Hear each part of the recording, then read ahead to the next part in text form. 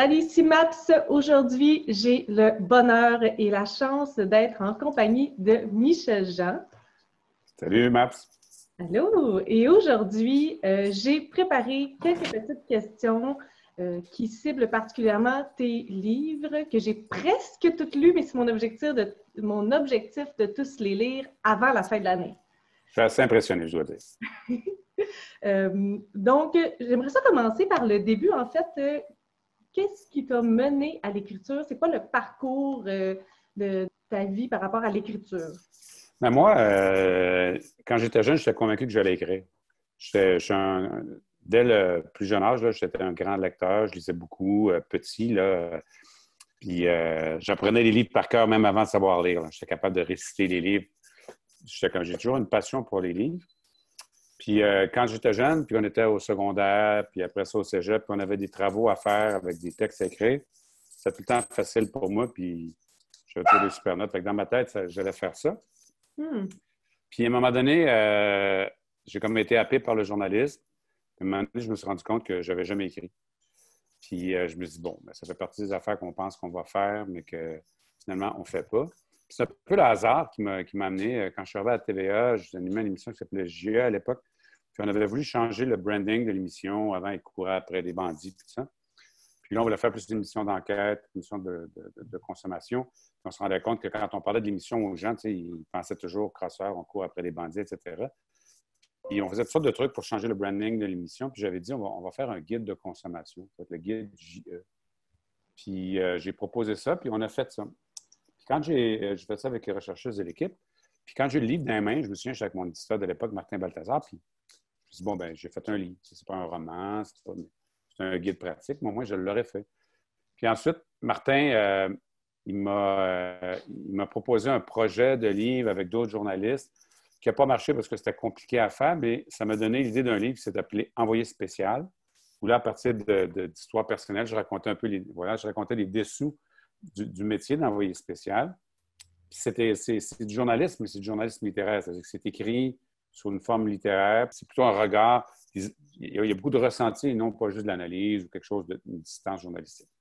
Puis après ça, j'ai eu l'idée d'un premier roman où le personnage était un journaliste qui était un monde mort comme la lune à partir d'expériences que moi, j'avais vécues quand j'ai couvert la crise en Haïti, le départ de Jean-Bertrand Aristide, exactement, que je sais que tu as lu et que tu as aimé.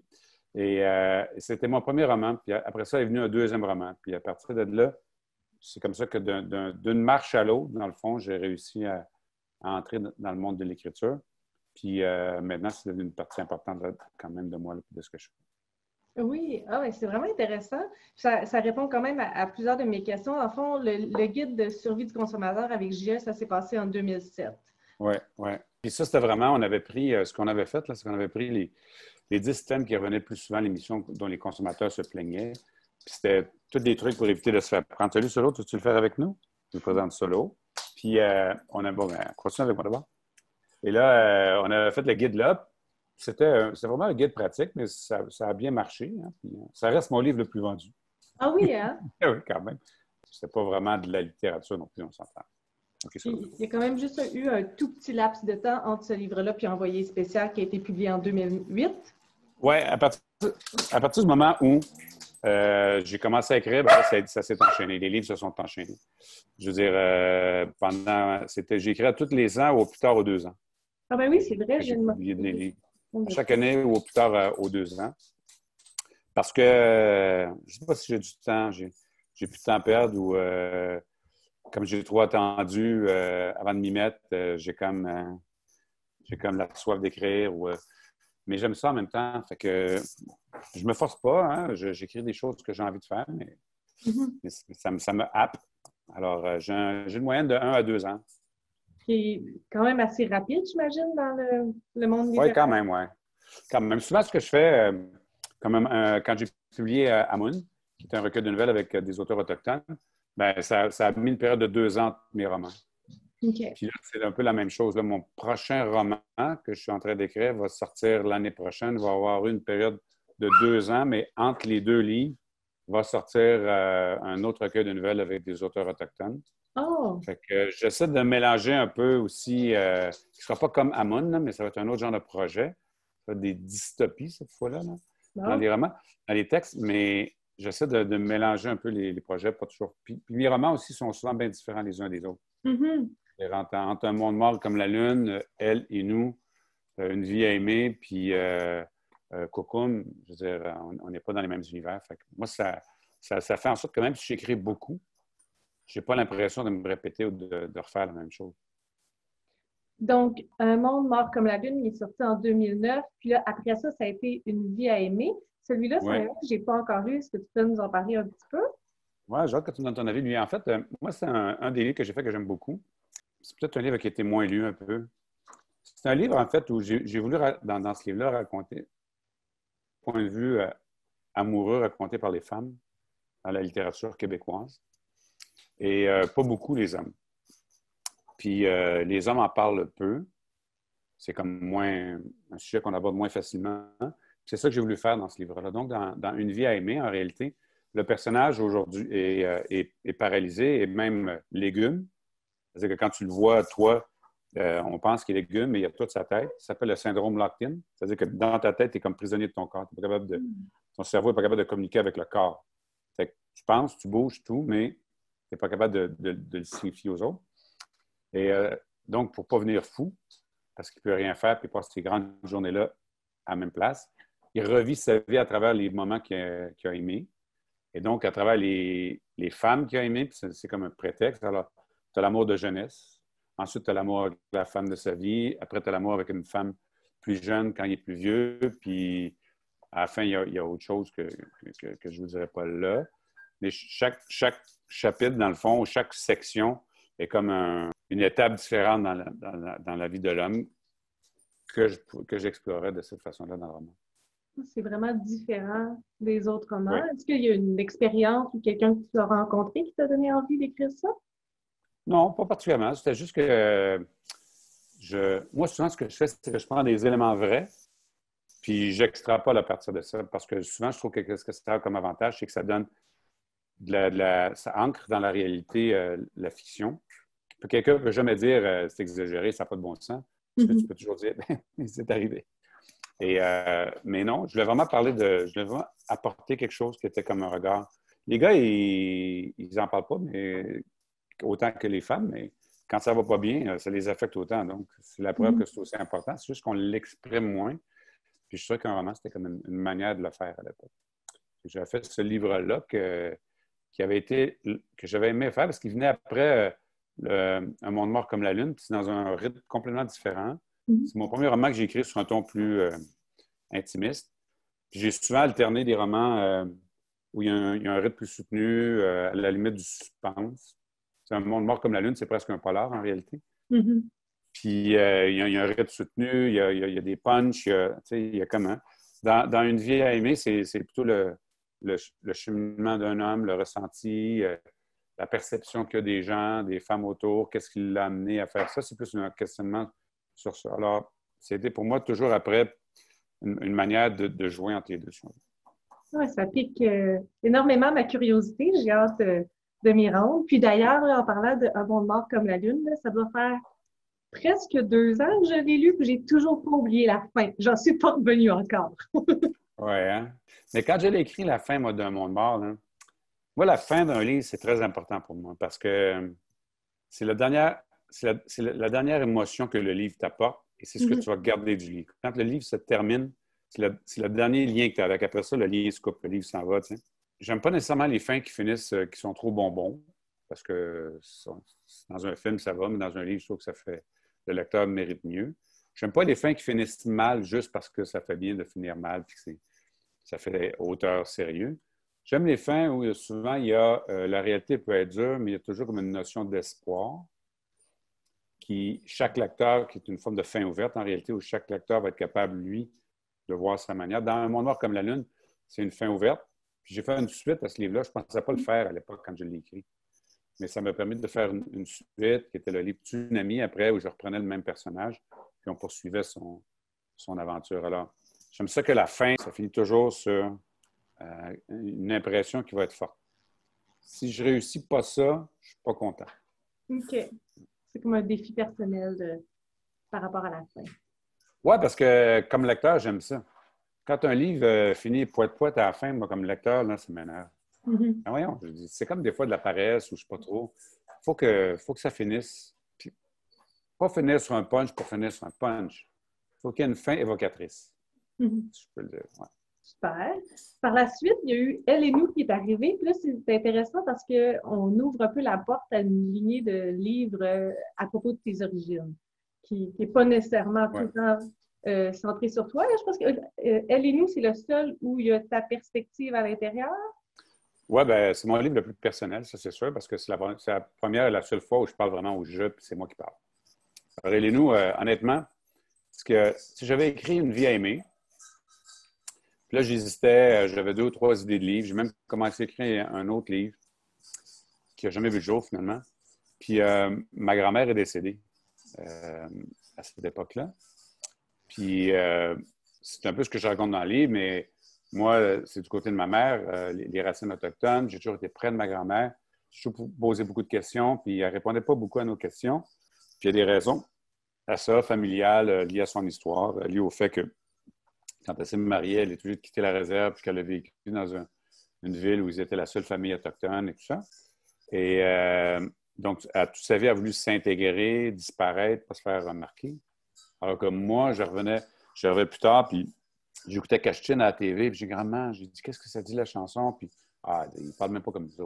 C'est vrai, l'accent n'est pas le même à Machteuillache qu'à Ouachat, d'où viennent les gars, ou à Maliotéram, d'où viennent les gars de Cachine. Mais j'avais toujours ces questions-là par rapport à l'identité autochtone qui était toujours restée non répondue. Puis au décès de ma grand-mère, ça, je le raconte dans le livre. Le livre commence comme ça. Quand on a, vous savez, les gens qui ont déjà vécu des funérailles, là, on est au salon mortuaire, puis on fait une dernière. Puis avant de faire la dernière prière, on fait une dernière prière.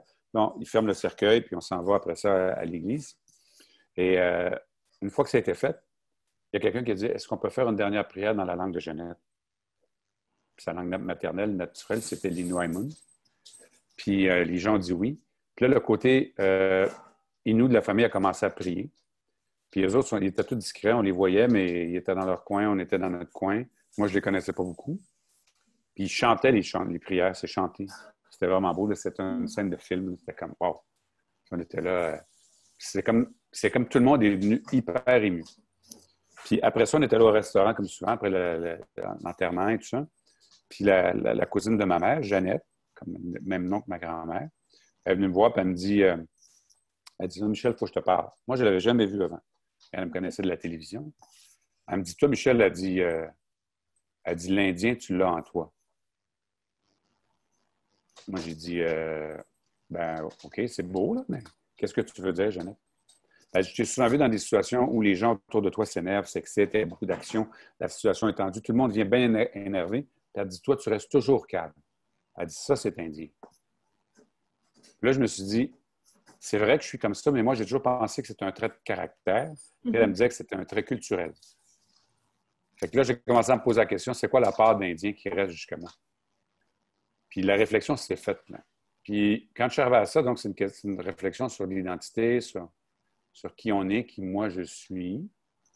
Puis alors j'ai eu l'idée, je me demandais comment parler. Puis j'ai eu l'idée de faire un roman où c'est en 2 parties, elle et nous. Il y a les chapitres lui, il y a les chapitres elle. Alors le chapitre lui, c'est moi qui parle, puis je raconte ce que je viens de vous raconter. Là, j'ai imaginé ma grand-mère qui est morte à presque 102 ans. À son 100e anniversaire de naissance, on était tous là, la famille. Puis je l'imagine là, en train devant toute sa famille réunie, en train de revivre sa vie. Tu sais. Fait que, il y a moi, dans les chapitres lui, je raconte des histoires personnelles, des histoires où j'ai été témoin de racisme, ou je l'ai vécu, ou des réflexions. Puis elle, ça revit sa vie. Puis les 2 histoires s'attachent. Puis à la fin, ben, c'est ça l'histoire. Donc, c'est un roman, c'est un roman hybride, là. Je ne me suis Mhm. pas vraiment posé la question. Je n'avais jamais vu un roman comme ça. Tu sais, j'ai pas dit, je m'en fais. J'ai vraiment écrit ce roman-là parce que c'était la manière que j'avais de raconter les 2 histoires. Puis c'était mon premier roman autochtone. Mhm. C'était le début de ma démarche, de ma quête personnelle aussi, le rapprochement aussi par rapport aux gens de Machteuillache et tout ça.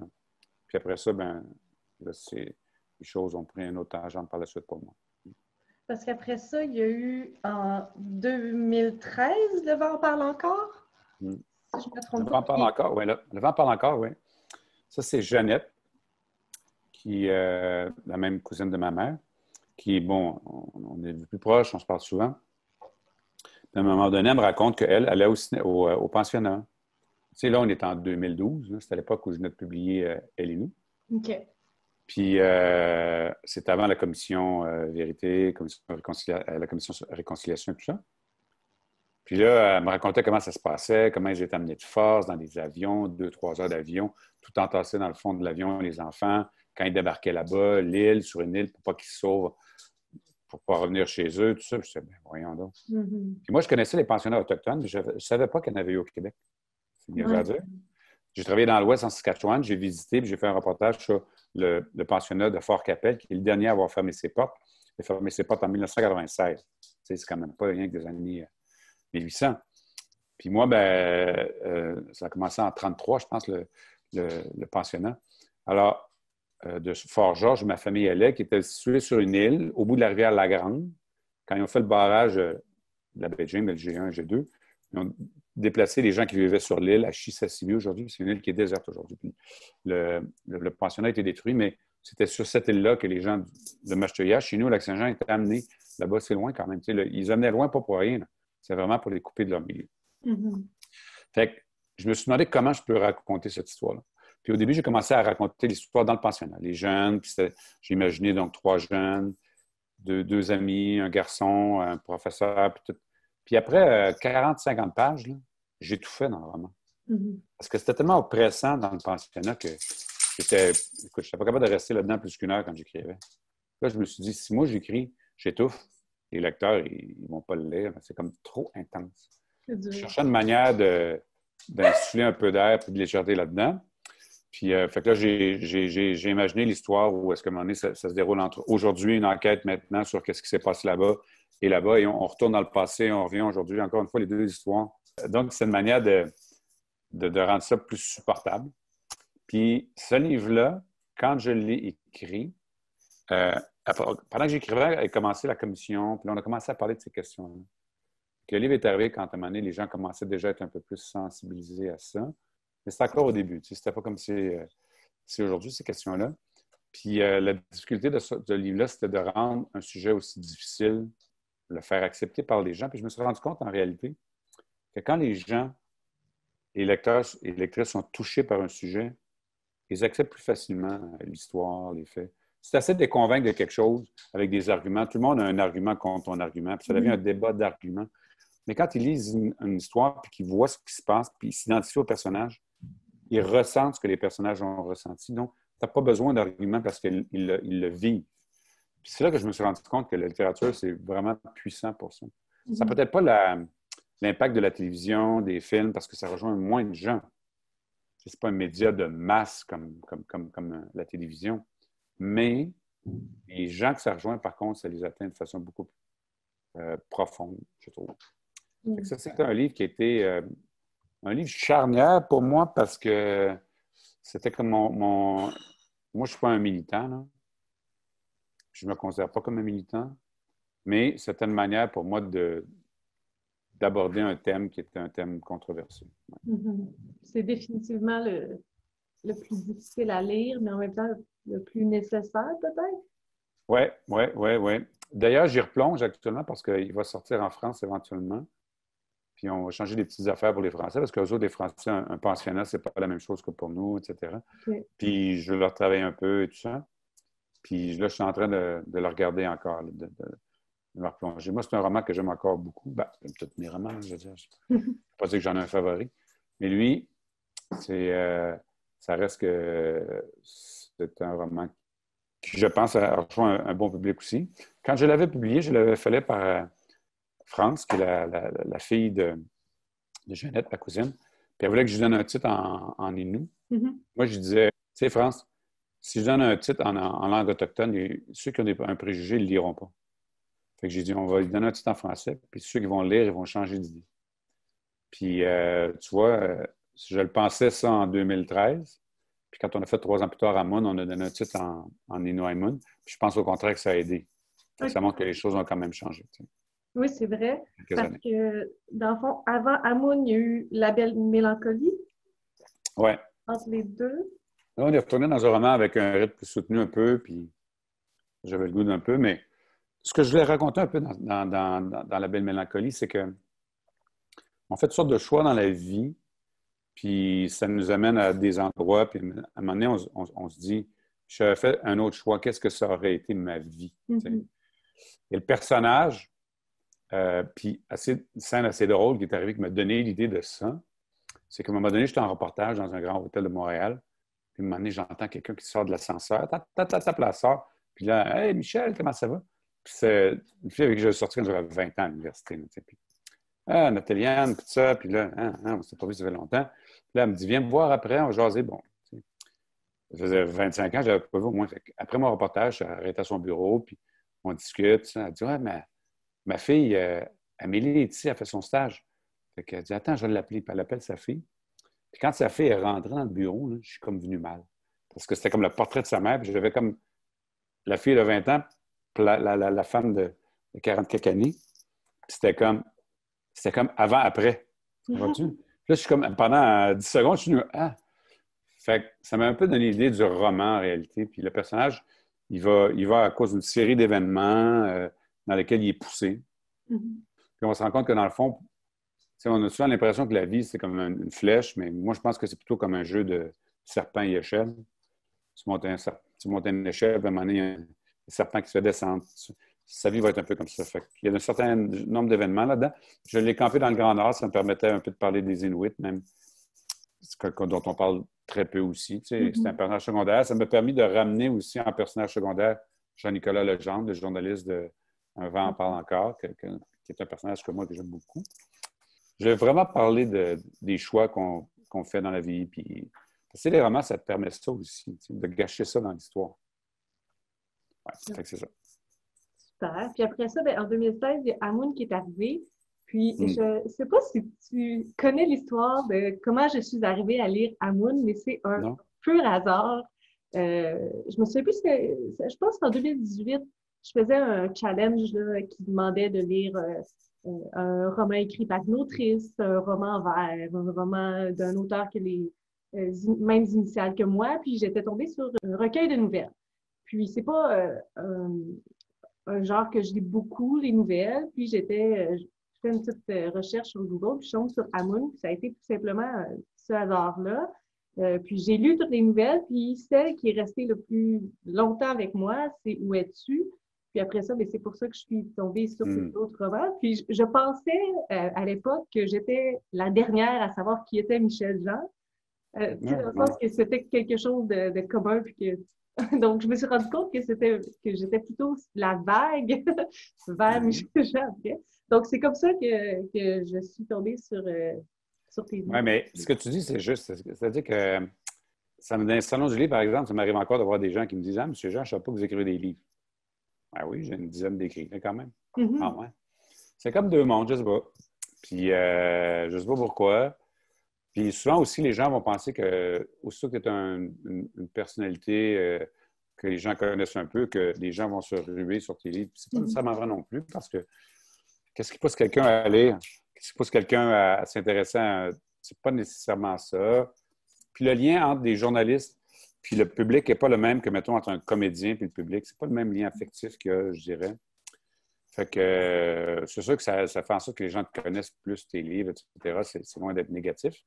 Mais c'est pas la clé vers un moment donné, je veux dire, c'est pas à cause que tu es une personnalité connue que tu vas vendre des milliers de livres. C'est pas vrai. Puis Mhm. Amon, c'est drôle, cette nouvelle-là, parce que moi, quand je l'ai écrite, j'avais l'impression que c'était pas bon. Puis j'étais un peu complexé par rapport aux autres textes. Certains autres textes qu'il y avait dans le livre que je trouvais vraiment bons. Parce que si j'avais écrit la nouvelle à l'origine, je me disais, ça va me permettre de raconter un peu comment se passait la vie dans le territoire pour les gens. Parce que dans le fond, à travers tout ce qu'elle nous raconte, on voit comment ils vivent, etc. Mais en même temps, je pense que le fait qu'elle parle au jeu, qu'elle raconte son amour, tout ça, puis qu'il y a comme un côté qui revient tout le temps un peu, où es-tu, etc., ça, ça a rendu la nouvelle quand même assez efficace. Mhm. Mais, Le, ouais. le volet de Mais, l'attente aussi, tu sais, c'est ça que. ouais. Puis, tu sais, la nouvelle se termine, puis on dirait qu'il y a comme rien d'achevé, mais c'est ça aussi, la vie aussi, d'un Ça se côté. termine d'une façon ouverte, là, encore une fois. Mhm. Tu sais, on comprend que ce qui s'est passé, puis elle a dû continuer sa vie. Je pense que c'est la première nouvelle que j'ai écrite de ma vie. Parce que moi non plus, je n'ai pas beaucoup de recueils de nouvelles, même si j'écris beaucoup de nouvelles finalement. Mais, mais c'était la première fois que j'écrivais une nouvelle. Je connais les codes, les nouvelles, tout ça. Mais quand on a fait le recueil, tu sais, vraiment, pour moi, le but, je travaillais sur mon roman, puis je me suis dit, je vais faire un recueil en même temps, fait que je vais sortir un roman dans 2 ans, puis en attendant, je vais sortir un recueil de nouvelles. Mais c'était surtout que ça n'avait jamais été fait. Il y avait Mhm. quelques auteurs, tu sais, on est en 2016. Donc, Ouais. quand je commençais à travailler sur ça, c'était en 2015. Tu sais, ça fait juste 5 ans, mais il s'en est passé des choses depuis 5 ans. Il y avait Naomi Fontaine, il y avait Louis-Carl Sioui, déjà. Il y avait en poésie, il y avait Virginie aussi qui écrivait, mais on n'est pas si nombreux que ça. Mhm. Puis il n'y avait jamais un recueil de nouvelles d'auteurs autochtones. Fait que c'était la première fois que ça se faisait. Puis moi, je voulais faire ça en même temps parce que souvent, les textes des auteurs autochtones ont été publiés dans des petites maisons d'édition indépendantes. Je voulais que ce soit dans une maison d'édition populaire avec des moyens pour faire la diffusion du livre, faire la promotion du livre. Puis ça a marché parce que c'est un best-seller. Moi, il est encore réimprimé récemment. Mhm. Il se vend encore super bien. C'est un livre de fond, comme on appelle. C'est-à-dire que, je veux dire, c'est pas un livre qui en a vendu 5000 copies dans les 3 premiers mois, mais qui continue à trouver un public. Ça, je trouve ça, moi, c'est ce que je préfère, là, personnellement. Fait que, quelque part, puis Ouverture c'était une dans le belle fond. expérience. Tu vois, tu sais, comme, il y avait des gens qui étaient connus. Tu sais, je pense pas que Natacha Canapé-Fontaine, Naomi Fontaine Mhm. avait besoin d'Amoun, mais il y a d'autres auteurs qui l'étaient moins là-dedans. Puis je disais tout le temps aux gens, c'est un peu comme un traîneau de chiens. Il y a des chiens plus forts, il y a des chiens moins forts, mais chacun tire sa part, puis le traîneau va à la même vitesse. Tout le monde avance à la même vitesse. Fait qu'Amoun, c'est un peu ça. Il y a des auteurs plus connus, il y a des auteurs moins connus, mais tout le monde est dans le même livre. Puis Mhm. les plus connus amènent avec eux les moins connus, puis ça donne une voix à des auteurs que les gens connaissent moins, puis ça leur permet de les connaître. Non, c'est vraiment super. Moi, j'ai beaucoup aimé ce recueil de nouvelles-là. Je suis contente de savoir qu'il y en a un deuxième qui s'en vient. Oui, mais quand il est sorti en France, là, l'autre fois, j'ai eu les nièces de mon éditeur français qui m'ont écrit. Puis là, eux autres, ils ont lu Amoun, là-bas. Puis là, ils ont lu Elinou. Puis là, ils disaient, non, mais on veut savoir, est-ce que vous allez faire une suite? Puis ça. Je disais, ouais, c'est cute quand même. Tu sais, genre, Mhm. des adolescentes françaises qui étaient là. Je dis, non, je pense pas qu'il va y avoir une suite, mais il y a d'autres histoires. Par Mhm. contre, là-dedans, je ne vois pas une suite à la nouvelle, mais Ouais. ça ne veut pas dire qu'à un moment donné, je ne ferai pas quelque chose d'autre chose avec ça aussi. On ne sait jamais. Là. Tu sais, je dis ça, je ne pensais pas qu'il y aurait une suite à Un monde mort, puis Jean-Nicolas, on l'a vu plusieurs fois dans mes livres. Là, fait que, Mhm. Mais faut d'ailleurs, c'est ça voir qui est avec. arrivé après. C'est Tsunami qui est arrivé en 2017. C'est une Hmm? suite, mais j'imagine qu'on est capable de le lire Oui. aussi sans Ouais, on avoir n'est pas lu un obligé. moment Il comme est la vie. écrit pour que tu ne sois pas obligé de lire Un monde mort. Mhm. Puis, ouais, ben, Tsunami, là, j'avais le goût de replonger dans une écriture avec un suspense, avec un rythme plus rapide. Comme j'aimais beaucoup Jean-Nicolas, je voulais le continuer avec lui. Tu sais, j'ai couvert, moi, le tsunami au Sri Lanka, qui était quelques mois après le départ de Jean-Bertrand Aristide, c'est au printemps Aristide, puis 2004. Puis après ça, à Noël, c'était le tsunami. Fait que, donc, quelques mois plus tard. Fait que, il y avait comme une suite logique là à prendre le personnage, l'amener ailleurs. Puis Tsunami, je connaissais. Moi, quand je suis allé au Sri Lanka, j'ai vraiment interviewé Tamil Selvan, là, qui était le numéro 2 des Tigres Tamouls.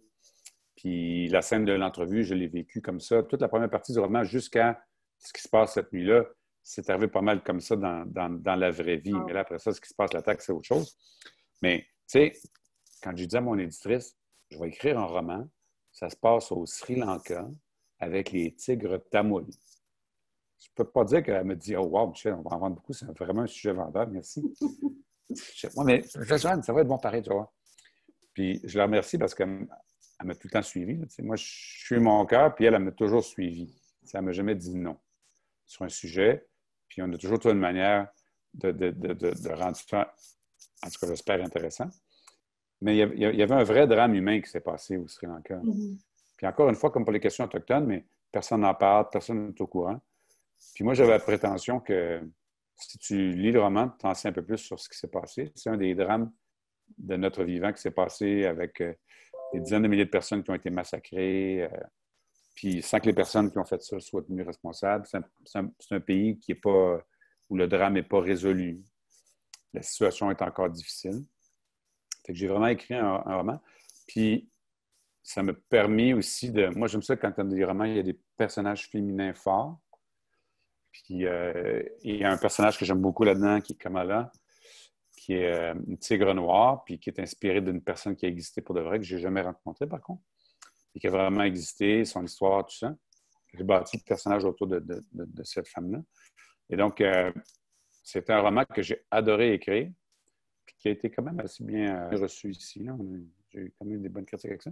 Puis c'était la suite pour Jean-Nicolas. C'était comme...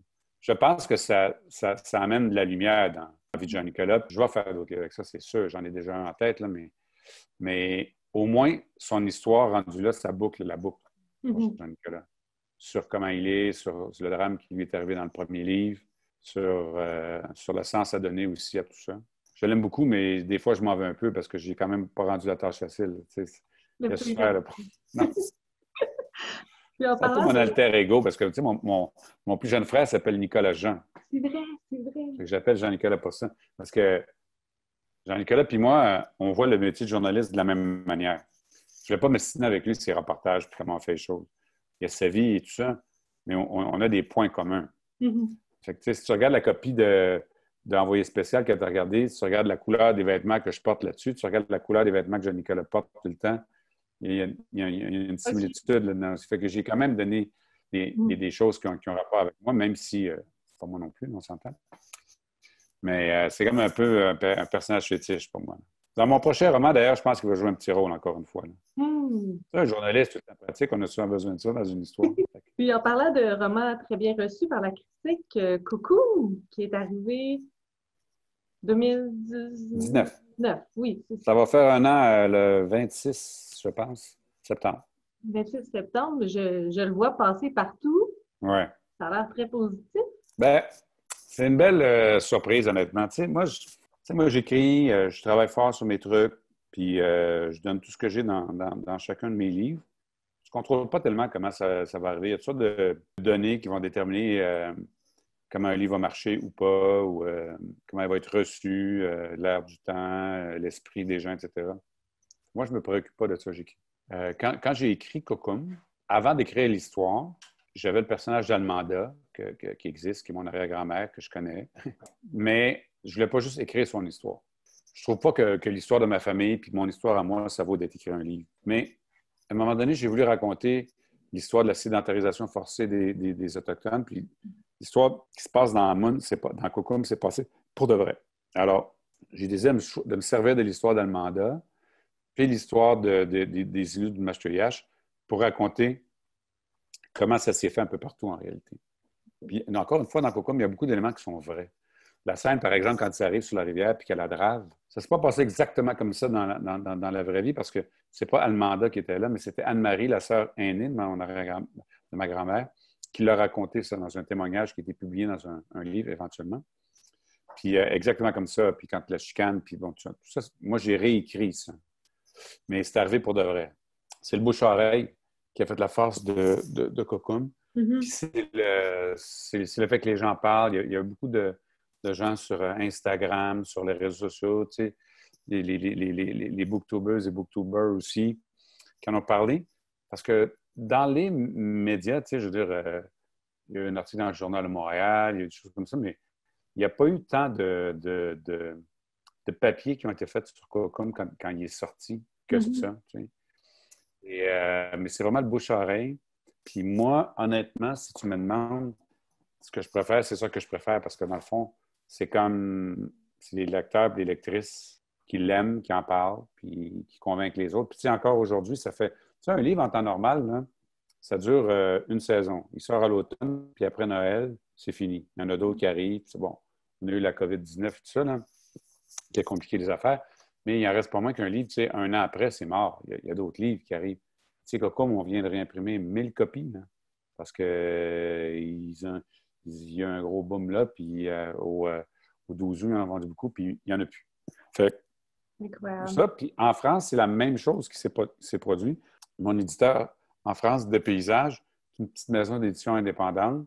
Puis ça a commencé, puis le livre est sorti en janvier en France, puis on est tombé dans le COVID tout de suite après, fait que c'est tombé mort. En France, même les librairies ne vendaient même pas en ligne.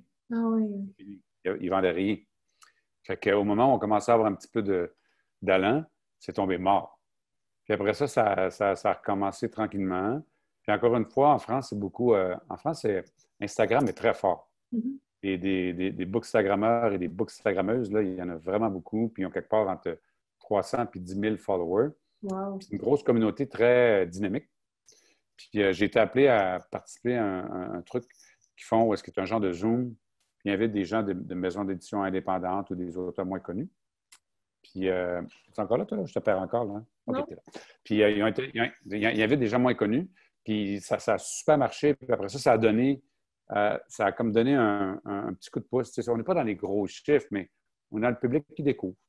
Puis qui marche. Puis, le livre a été en nomination pour le prix France-Québec. Puis après ça, on a fait les 3 finalistes. Ça, moi, j'étais vraiment fier de ça. Puis aussi, en nomination, je touche du bois, pour un prix qui s'appelle le prix Jacques Lacarrière, qui est, que je ne connaissais pas, mais qui est un prix littéraire où les livres sont... C'est la qualité littéraire du livre, puis il faut que ça parle de voyage. Bon, mon éditeur était vraiment content parce que Jacques Lacarrière, c'est un peu comme son idole à lui. Là. Fait qu'ils ont beaucoup aimé le livre. Tu sais, c'est un prix où est-ce que c'est des auteurs, c'est juste des Français qui sont là-dedans. Puis ils sont publiés chez, je ne sais pas, Actes Sud, Mercure de France, Gallimard. Et il y a un Indien du Québec publié chez Deux Paysages dans la gang. Fait que j'étais comme, wow, on est 10 finalistes. Fait que ça, j'étais comme, wow. Puis mon éditeur me disait que là-bas en France, les prix, ça a fait en sorte que les libraires ont commencé à s'intéresser aux livres. Parce qu'ils ne me connaissaient pas au départ. Mhm. Ils ont commandé des livres, puis ils ont commencé à lire. Il y a beaucoup de libraires qui l'ont aimé, qui ont fait des recommandations sur leur site, leur page Facebook, tout ça. Fait que, ça a fait encore une fois, le bouche à oreille s'est fait là aussi. Puis on est en réimpression en France aussi. On a manqué de copies. Bah aussi. Fait que donc, les deux côtés de l'Atlantique, c'est vraiment le bouche à oreille qui fait que les gens qui le lisent, qui aiment ça, qui en parlent, puis ça convainc les gens. À un moment donné, les gens disent, ouais, je vais tout le temps passer ça sur mon fil. Finalement, je me suis décidé. Mais c'est la plus belle des publicités, c'est la publicité faite par les lecteurs. Est-ce que c'est le livre que tu recommanderais pour découvrir ta plume? Je suis mauvais là-dedans. Parce que moi, je les aime tous. Mais je pense que oui. Parce que c'était quand même un livre qui est un peu un résumé un peu de plusieurs choses que je fais. Mm-hmm. C'est-à-dire que oui, c'est un roman qui est sur un ton, j'aime pas le mot intimiste, là, parce que il y a quand même des choses qui se passent, là, pas mal même. Mais c'est un roman où, au plan de l'écriture, je vais dire, moi, j'aime l'écriture. Je dis souvent que j'écris de la façon la plus simple possible, mais c'est plus difficile qu'on pense d'écrire de façon simple. Quand il y a moins de mots, il faut que chaque mot dise plus d'affaires que quand tu as beaucoup de mots. Alors, moi, je trouve ça assez difficile, mais j'aime ça. Alors, au plan de l'écriture, ça s'y prêtait, puis je trouve que on est vraiment là-dedans. Au plan de l'histoire, c'est vraiment un livre qui permet aux gens de se familiariser avec les questions autochtones, puis avec aussi la question plus vaste, comment ça se fait qu'on voit les Autochtones sur les réserves, puis on pense qu'ils ont toujours vécu là, puis que ça, c'est chez eux, mais la réalité, c'est non. Quelqu'un qui lit ça, il comprend aussi son histoire. Mm-hmm. C'est ça que c'est l'objectif. Moi, je vais l'écrire pour les Autochtones pour que leur histoire soit aussi, que notre histoire soit écrite quelque part, donc elle existe, mais je veux aussi que les gens qui lisent, ils comprennent que ça s'est passé chez nous. Puis qu'est-ce qui se passe actuellement quand tu vois des problèmes sociaux, il y a une cause à ça. Fait que oui, je pense que c'est une bonne manière d'aborder ce que j'écris, mais tu sais, je pense que le vent parle encore aussi. Puis Monde noir comme la lune, puis Tsunami aussi, d'une certaine manière.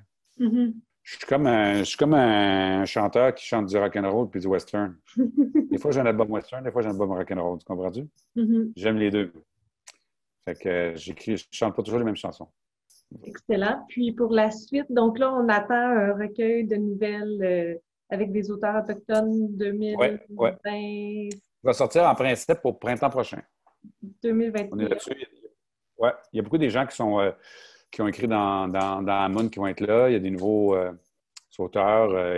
Ilse Isaac, il faut écrire un texte. Je suis bien content. Isabelle Picard. les gens ont appris à connaître aussi dans les médias, qui est d'anthropologue, puis d'autres aussi. Fait que ça va être un projet qu'on est en train de commencer. Puis mon prochain roman, donc, qui va sortir à l'automne. Puis en France, ça va être Le vent en parle encore, qui va sortir en même temps que le recueil de nouvelles, que Amoun 2, qui ne s'appellera pas Amoun 2, mais que le recueil de nouvelles. Mais donc, au printemps, en France, va sortir Le vent en parle encore, là-bas. Il va peut-être avoir un autre titre là-bas, je ne sais pas. On est Ah là-dessus. oui. Hein. Je pense à ça. Ben, j'aimerais peut-être donner un titre autochtone maintenant. Ah ben oui. Maintenant qu'on peut le faire, je trouve. Je trouve que ça met des mots autochtones dans l'espace public. Donc, ça fait en sorte que ça existe. Tu comprends? C'est un peu tout le temps ça, mon motto. Moi. Tant qu'on est dans l'espace public, on existe. Sinon, on est nulle part. C'est important que les Autochtones, quand ils sont partout où est-ce qu'ils vivent, qu'ils se voient quelque part. On ne se voit pas tant que ça. C'est un peu pour ça qu'on verra là. Mais... Donc, le prochain roman, c'est l'automne 2021? Oui, dans un an. OK. Il faut que je l'écrive. Là. Mais là, j'écris, je suis dedans quand même. Là. Ça va être autre chose. Là. Ça va être autre chose que Cocum, par exemple. Ça va être un roman plus urbain. OK. Sur la réalité urbaine des Autochtones. Ça va être dans un autre genre. Ça va être assez différent de Cocum. J'espère que les gens vont aimer. Là. Mais je suis en train de travailler là-dessus actuellement. Bon, ben, j'ai très hâte de découvrir ça.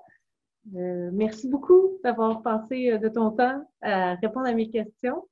C'est moi qui te remercie, Maps. Puis je te remercie aussi parce que pour ce que tu fais pour les livres québécois, tu sais, le travail des booktubers, des booktubeuses, le travail des gens sur Instagram. Moi, là, je trouve que vous faites une job vraiment importante parce que la littérature n'a pas tant de place que ça dans l'espace public.